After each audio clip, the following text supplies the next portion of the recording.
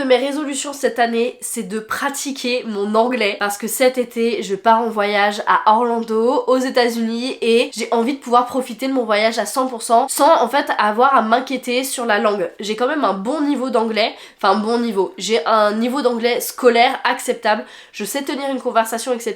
Mais je suis quand même pas la meilleure en anglais et je sens que j'ai besoin de progresser un petit peu ou au moins de pratiquer un maximum avant de partir en voyage. Ma technique en ce début d'année, c'est d'intégrer la langue anglaise dans mes loisirs et dans mon quotidien. Moi, je lis énormément et surtout à une vitesse impressionnante, c'est-à-dire que je lis vraiment beaucoup, j'adore ça et c'est mon rituel quotidien.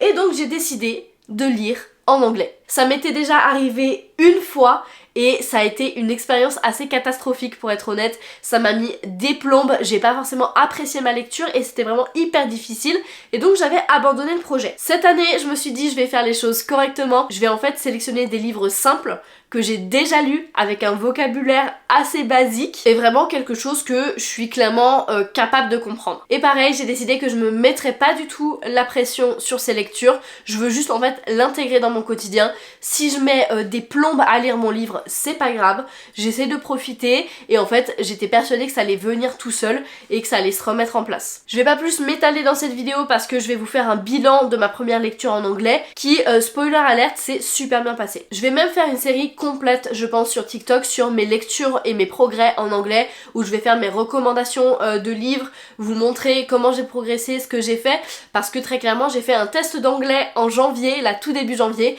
et le but c'est que je me retrouve cet été en ayant augmenté ce score d'anglais. Bref, voilà, je vous embarque dans cette aventure avec moi au travers des mois, des semaines où je vais enfin pouvoir pratiquer mon anglais.